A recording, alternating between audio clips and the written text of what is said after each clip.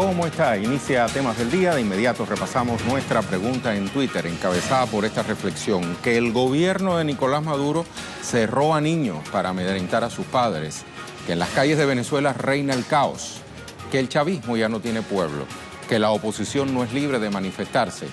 La pregunta es, ¿qué hay tras esta campaña de noticias falsas o fake news? Las fotos son bastante recientes, para que lo sepan.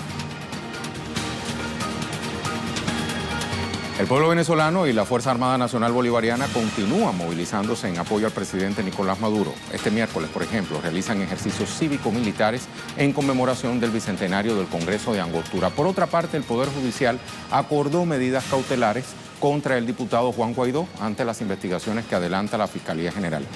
Le vamos a ampliar en nuestro primer tema del día. Sigamos la marcha, triunfante, victoriosa, que nos pertenece la victoria. Estamos del lado correcto de la historia otra vez. 200 años de marcha, de combate, de derrotas, de avances parciales. Pero el tiempo de la traición y la derrota se acabó. Es tiempo de lealtad, de victoria, para que llegue el tiempo de la prosperidad. Escuchábamos al comandante en jefe, presidente constitucional de Venezuela, durante este despliegue de la fase inicial de los mencionados ejercicios militares. Desde tempranas horas, el presidente Maduro, acompañado del alto mando militar, encabezó una marcha en Caracas como parte de los preparativos para los ensayos que se van a realizar entre los días 10 y 15 de febrero. El jefe de Estado destacó la valentía del ejército venezolano y sus componentes al asumir la defensa de la soberanía ante las amenazas intervencionistas alentadas por Estados Unidos. Y no obstante estos planes injerencistas de Washington y sus gobiernos aliados, los venezolanos realizan sus actividades con completa normalidad. En el oeste de Caracas, por ejemplo, miles de trabajadores continúan sus jornadas laborales pese a los insistentes llamados de la oposición a salir a manifestarse en varias zonas de la capital. Los comerciantes continúan con sus actividades, los profesionales asisten a sus centros de trabajo y los estudiantes a sus escuelas. Todo esto en contraposición de las falsas noticias diseminadas por medios hegemónicos que pretenden mostrar una Venezuela en una situación de caos, de guerra. En esa misma línea argumental se expresó el presidente de la Asamblea Nacional Constituyente, Diosdado Cabello.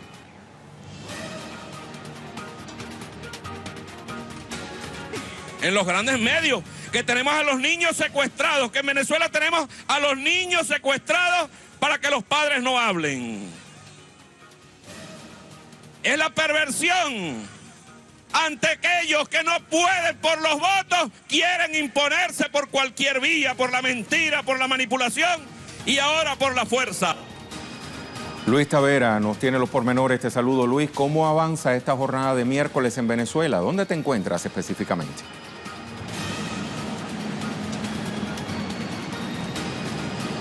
Un saludo para ti, Rey, para la audiencia que sintoniza las pantallas de Telesur. Nosotros ya nos trasladamos hacia el este de la capital venezolana en este recorrido que hemos realizado desde tempranas horas justamente para observar cómo ha sido esta jornada noticiosa en Venezuela. Hoy, por un lado, el gobierno del presidente Nicolás Maduro realizaba más anuncios, realizaba y mostraba este respaldo que ofrecen las fuerzas militares de Venezuela, y también él anunciaba la instalación de la misión Venezuela Bella, que justamente tiene una característica especial que va en este contexto.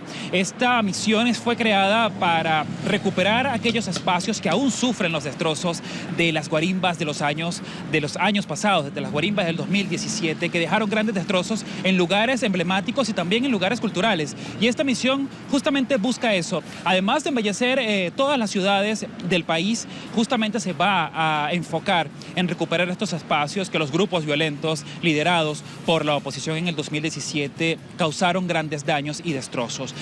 Por otro lado, también la oposición venezolana, un sector de la oposición venezolana convocaba a un trancazo, lo denominaban ellos, a un paro y también a una movilización, que esta movilización se realizó con con total tranquilidad. Las personas salieron pacíficamente con sus consignas. Justamente desde donde me encuentro en estos momentos, en tempranas horas, la oposición pasaba por acá, por esta avenida ubicada en el este de la capital, desde donde con sus consignas manifestaban su postura, pero esto lo hacen desde su libertad, su protección que le ofrece la Constitución de poder manifestar libremente, de poder hacerlo en cualquier espacio con tal de que tengan una actitud pacífica, que no llamen a la violencia, que se mantengan en este llamado de la paz que mantienen todos los venezolanos. Pero eso fue a tempranas horas, Rey, porque ya esta misma avenida continúa con total normalidad, las personas continúan en sus actividades cotidianas. Vemos también la entrada Los Cortijos, que es una estación del metro, del transporte subterráneo de Venezuela, que tiene mucha afluencia a esta hora, aunque las personas ya comienzan a salir de sus lugares de trabajo, vienen de las universidades, vienen de las escuelas, y la avenida no se encuentra con ninguna clase de obstáculos, como ya lo dije, tempranas horas sí, porque estaban algunos grupos de personas que querían manifestar su postura de oposición al gobierno, pero ya a esta hora, pasadas las 4:30 de la tarde, este es el panorama que se ve aquí en el este de la capital venezolana. También es importante resaltar este llamado que hace el Ejecutivo de Venezuela, además del respaldo que se ha manifestado por otros países potencias como China, Rusia y Uruguay.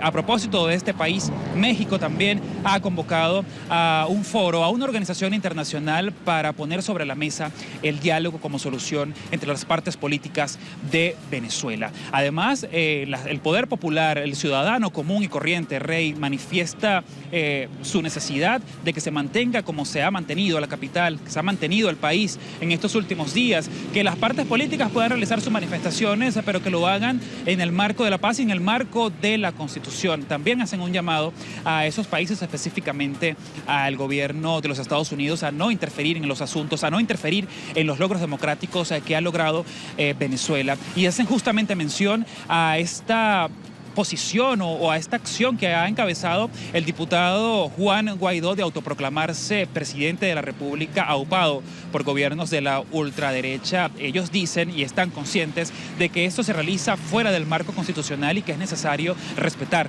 la Carta Magna de Venezuela, Rey.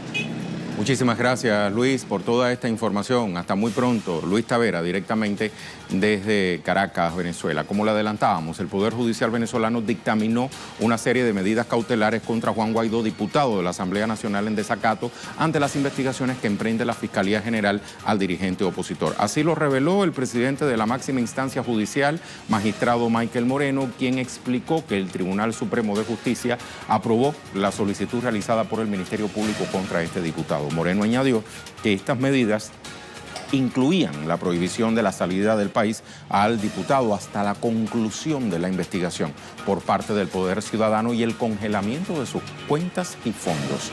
Vamos a recordar que reveló que Guaidó habría recibido alrededor de $20 millones de parte de Estados Unidos para la realización de diversos actos para desestabilizar al país. Esto lo revelaba Michael Moreno. Una investigación que se realiza entonces sobre la base de este diputado que vemos en pantalla ahora, a partir de lo cual se le acaba de acusar.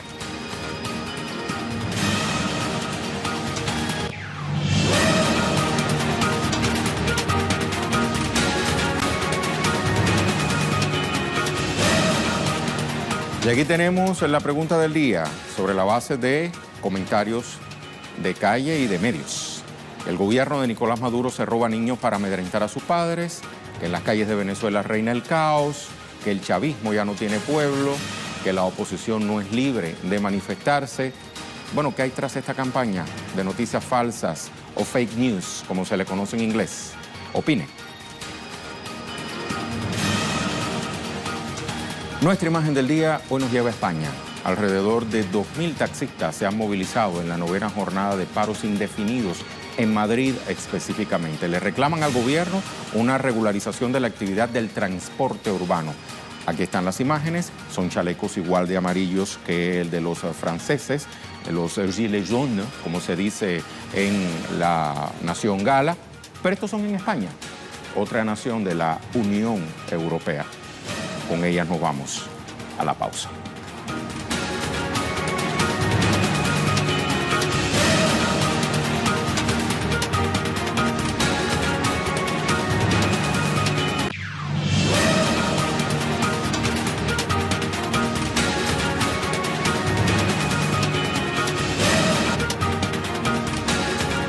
En nuestro segundo tema del día le vamos a hablar de Colombia. Asciende el número de líderes sociales asesinados en lo que va de año. Organizaciones sociales e indígenas le exigen verdad y justicia al Estado colombiano. Le vamos a ampliar a continuación.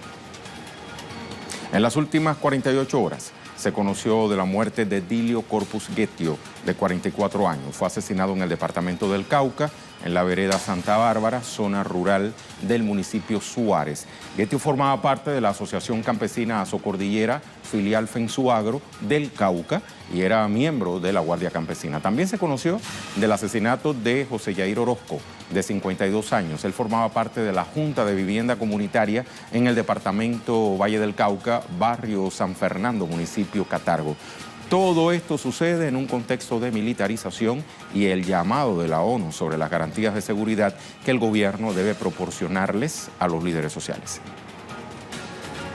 Tanto la verificación de las Naciones Unidas como la verificación de la Defensoría del Pueblo, la MAPOEA y de las organizaciones de defensa de los derechos humanos, que hicimos una misión de verificación al territorio, arroja de que no tiene que ver con presencia de la guerrilla o desguerrilleros de las FARC, sino que todas las denuncias y testimonios que se recogieron apuntan a que es ejército nacional. Paola Fernández, nuestra corresponsal en Bogotá, nos tiene mucho más. Paola, ¿qué se espera en las próximas horas? Y fuera de este entorno, además, ¿cómo se pronuncian los sectores de la sociedad? Cordial saludo para usted y para todos los televidentes. Nos cesa el asesinato de líderes sociales que ha sido denominado por algunos integrantes del Congreso de la República, específicamente de la bancada por la paz, como un genocidio al movimiento social y también a los líderes de oposición en Colombia. Uno de ellos fue José Jair Orozco, líder comunal del norte del Valle, que había sido víctima de un atentado el pasado sábado. Luchó durante estos días por su vida, pero el día de ayer se registró justamente su muerte. Y también fue asesinado Dilio Corpus Guetio, hacía parte de la Asociación Campesina Azocordillera del departamento del Cauca. Recordemos que este ha sido uno de los departamentos más azotados por el conflicto armado y además donde más se han denunciado también lesiones por parte del ejército, específicamente por la erradicación forzada que adelanta la fuerza pública en esta zona del país. Esto pese a que las comunidades del Cauca estuvieron de acuerdo con el acuerdo de paz y con la sustitución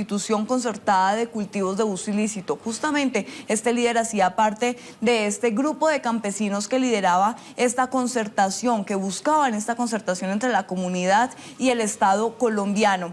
Lo que se espera es que en las próximas horas se realice la reunión de la Comisión Nacional de Garantías de Seguridad. Allí estarán funcionarios del alto gobierno, como la ministra del Interior, el ministro de Defensa, también otros delegados de la sociedad civil, donde lo que dijo el presidente Iván Duque es que se anunciarían nuevas medidas de protección para los líderes sociales. Pero por otro lado, lo que han dicho las organizaciones sociales es que las medidas anunciadas por el gobierno no atienden las necesidades reales de los líderes, que además han denunciado las violaciones y las vulneraciones de los derechos humanos por parte de la misma fuerza pública y del ejército colombiano. Se sigue exigiendo por parte de las organizaciones defensoras de derechos humanos que hayan garantías para la vida de los líderes sociales aquí en el país. Muchas gracias, Paola. Vamos a repasar la cifra de líderes sociales asesinados en Colombia. En lo que va de 2019, suman 14 los líderes asesinados. Desde la asunción del presidente Duque, el pasado 7 de agosto, van 103. Solo en 2018 fueron 243 los líderes, 461 desde la firma de los acuerdos de paz el 24 de noviembre de 2016 y 562 desde el 1 de enero de ese mismo año.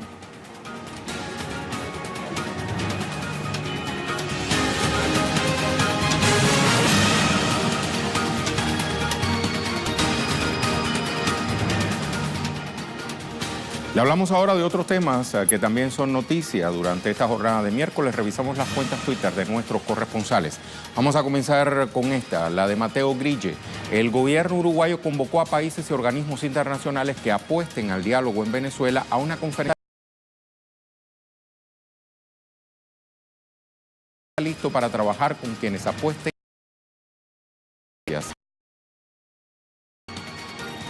Aquí tenemos a Pablo Pérez. En la primera visita oficial de un mandatario extranjero, López Obrador, el presidente, recibe a Pedro Sánchez, el presidente del gobierno español. Lo hace en el Palacio Nacional de México. ¿Avanzamos?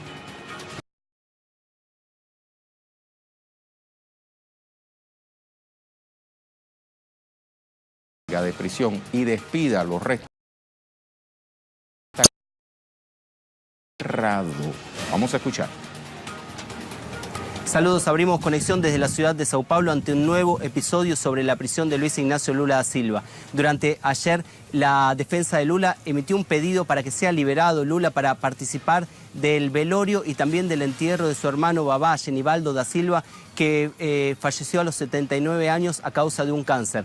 La jueza María Carolina Levos negó ese pedido a pesar de que la ley de ejecución penal garantiza que los detenidos, las personas que están en prisión, puedan participar de las ceremonias de despedida de los familiares fallecidos. Sin embargo, surgió luego una resolución por parte del presidente de la Corte Suprema, Díaz Toffoli, que garantizaba la participación de Lula en el entierro de su hermano. Sin embargo, esta decisión llegó justamente cuando las redes sociales mostraban en vivo que los restos del hermano de Lula estaban siendo enterrados. Entonces, perdió inmediatamente validez la decisión del ministro de la Corte Suprema, Díaz Toffoli. Luego se garantizaba la posibilidad de que Lula se encuentre en un cuartel militar con sus familiares. Sin embargo, como manifestaron los abogados de Lula, esa posibilidad fue negada por Lula por una cuestión de dignidad y ante la vergüenza que causó esta resolución de la justicia brasileña. Partidos de izquierda, movimientos sociales, organismos de derechos humanos volvieron a denunciar el carácter político de la prisión de Luis Ignacio Lula da Silva ante un nuevo suceso, ahora impidiendo la salida de prisión para ver a su hermano, alegando por un lado que el Estado de Sao Paulo no tenía posibilidades de garantizar la seguridad de un operativo de ese tamaño, el Estado con mayor presupuesto en fuerzas policiales de este país con 200 millones de habitantes, y por otro lado también la demora que tuvo la justicia brasileña, recordando que la orden de prisión contra Lula fue la más rápida entre los condenados del caso Lavallato y que ahora esa misma justicia no permite, por una cuestión de velocidad, la salida de Lula para despedir a los restos de su hermano. Estudios.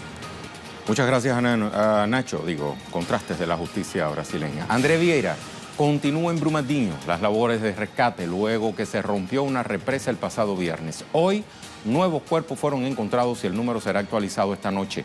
Hasta ahora, 84 muertos y 276 desaparecidos están confirmados. Ve esa fotografía. Avanzamos. Edu Marín. Las asociaciones de taxistas y la Comunidad de Madrid continúan sin llegar a un acuerdo para la regulación del sector de empresas como Uber o Cabify. Hoy han vuelto a ser rechazadas las propuestas de los taxistas, ya van 10 días de huelga, nos actualiza Edu. Recordemos que eso lo presentamos también en nuestra imagen del día. Y aquí tenemos a Hansel Oro. Moscú, Rusia afirma su posición de participar como mediador para solucionar la situación política en Venezuela. Escuchamos a Hansel. Sí, hola, un saludo para ti y para toda nuestra teleaudiencia, incluyendo también a nuestros amigos en las redes sociales.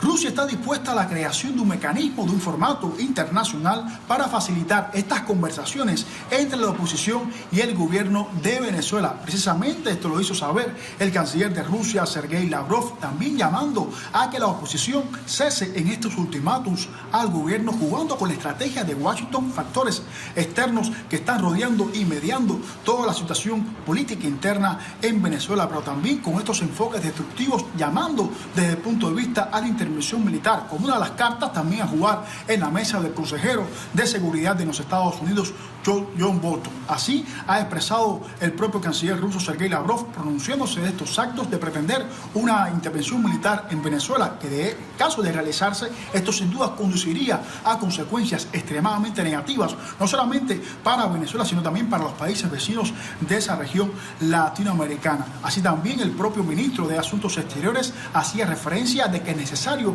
pronunciarse sobre estas medidas que ha lanzado el Departamento del Tesoro de los Estados Unidos el 28 de enero contra la estatal petrolera de Venezuela, PDVSA, que lo que intenta precisamente esa nación es crear el objetivo, el camino para confiscar los fondos de esa nación bolivariana. Hasta acá la información. Reitero, Rusia está con esta disposición de conjunto con otros países para hacer todo un mecanismo, para una conversación entre el gobierno y la oposición venezolana.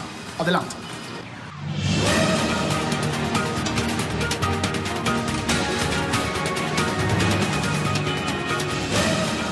Nuestro tema en desarrollo está en El Salvador.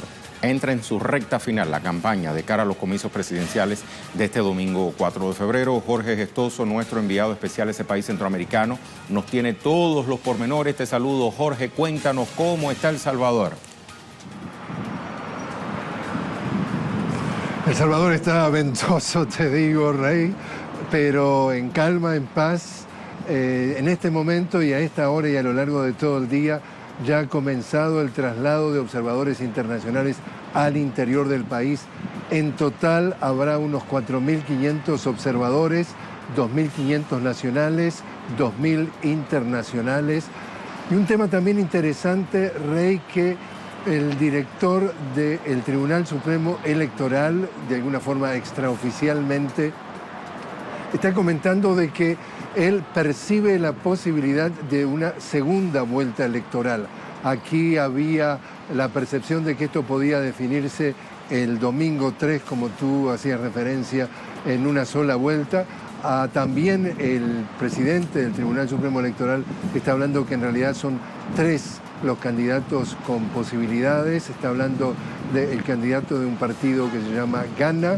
Estamos hablando que podría ser un candidato ideológicamente, pongamos así, independiente o no tan claramente definido como lo es el candidato del FMLN o el candidato del partido Arena. Pero entre esos 3 se dilucidaría entonces el próximo presidente y empieza a haber la expectativa de que esto podría llevarse a una segunda vuelta. También lo que tiene que ver con actos masivos, hoy es el último día, a partir de las 0 horas de mañana estamos hablando de que ya se empieza a recoger toda la propaganda política que se ha desplegado en la ciudad, una ciudad de San Salvador que está sumamente en paz, sumamente tranquila. En términos generales, repasando, estamos hablando de 5 millones de salvadoreños habilitados para votar. Se estima que aproximadamente 3 millones lo harán. Un país en donde viven unos 6 millones y medio de habitantes en 21.000 kilómetros cuadrados, pero se estima unos 3 millones de habitantes viviendo en el exterior, la mayoría en los Estados Unidos, pero también en España, en Australia.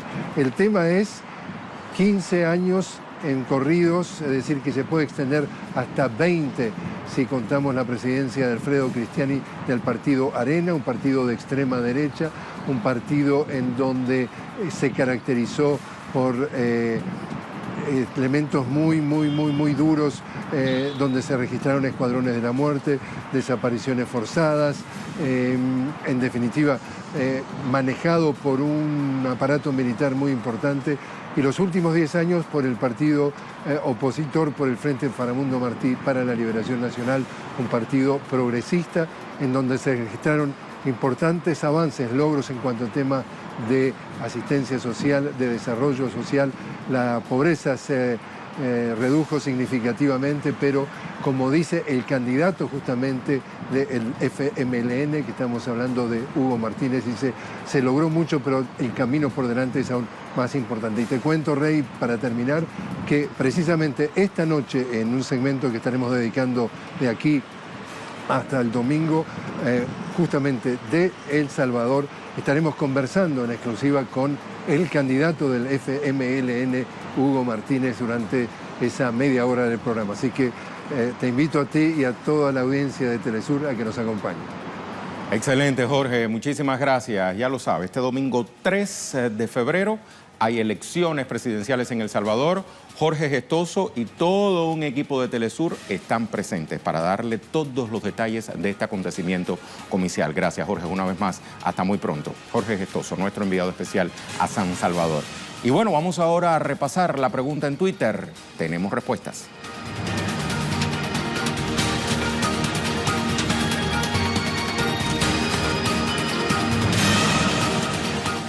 Esta era la pregunta antecedida por una reflexión, que el gobierno de Maduro se roba niños para amedrentar a sus padres, que en las calles de Venezuela reina el caos, que el chavismo ya no tiene pueblo, que la oposición no es libre de manifestarse. Cada una de esas fotografías corresponde a alguna que otra de esas reflexiones. Bueno, la pregunta era, en concreto, ¿qué hay tras esta campaña de noticias falsas o fake news?